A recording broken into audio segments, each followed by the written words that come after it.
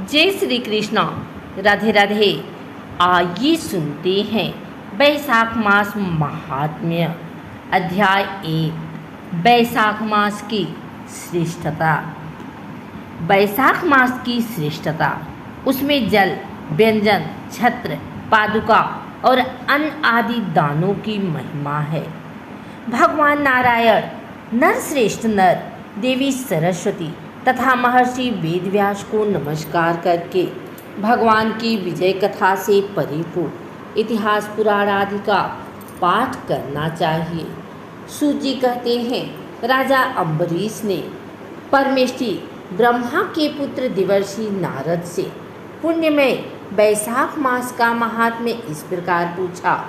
ब्राह्मण, मैंने आपसे सभी महीनों का महात्म्य सुना। उस समय आपने यह कहा था कि सब महीनों में बैसाख मास श्रेष्ठ है।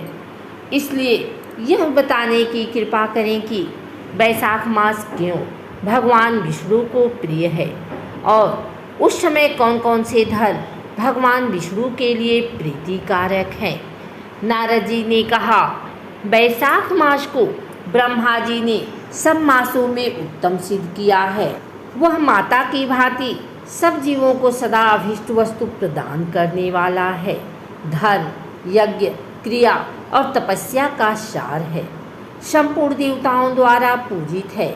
जैसे विद्याओं में वेद विद्या, मंत्रों में प्रणव, वृक्षों में कल्प वृक्ष, धेनुओं में कामधेनु, देवताओं में विष्णु, वर्णों में ब्राह्मण, प्रिय वस्तुओं में प्राण, नदियों में गंगा जी, तेजों में सूर्य, अस्त्र शस्त्रों में चक्र, धातुओं में स्वर्ण, वैष्णवों में शिव तथा रत्नों में कौस्तुभमणि है।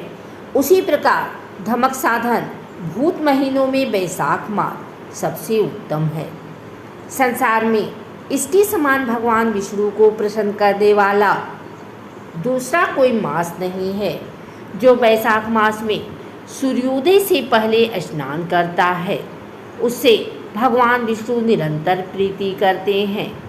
पाप तभी तक गर्जते हैं जब तक जीव बैसाख मास में प्रातःकाल जल में स्नान नहीं करता। राजन, बैसाख के महीने में सब तीर्थादि देवता बाहर के जल में भी सदैव स्थित रहते हैं। भगवान विष्णु की आज्ञा से मनुष्यों का कल्याण करने के लिए वे सूर्योदय से लेकर 6 दंड के भीतर तक वहाँ मौजूद रहते हैं। बैसाख के समान कोई मास नहीं है। सतयुग के समान कोई युग नहीं है। वेद के समान कोई शास्त्र नहीं है और गंगा जी के समान कोई तीर्थ नहीं है। जल के समान दान नहीं है। खेती के समान धन नहीं है और जीवन से बढ़कर कोई लाभ नहीं है। उपवास के समान कोई तप नहीं। दान से बढ़कर कोई सुख नहीं। दया के समान धर्म नहीं। धर्म के समान मित्र नहीं। सत्य के समान यश नहीं। आरोग्य के समान उन्नति नहीं। भगवान विष्णु से बढ़कर कोई रक्षक नहीं और बैसाख मास के समान संसार में कोई पवित्र मास नहीं।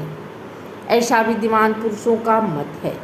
बैसाख श्रेष्ठ मास है और शेषशाही भगवान विष्णु को सदा प्रिय है।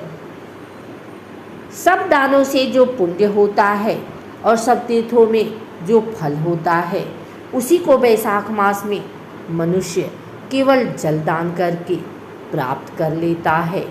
जो जलदान में असमर्थ है, ऐसे ऐश्वर्य की अभिलाषा रखने वाले पुरुष को उचित है कि वह दूसरे को प्रबोध करे, दूसरे को जलदान का महत्व समझावे। यह सब दानों से बढ़कर हितकारी है। जो मनुष्य बैसाख में सड़क पर यात्रियों के लिए प्याऊ लगवाता है, वह विष्णु लोक में प्रतिष्ठित होता है।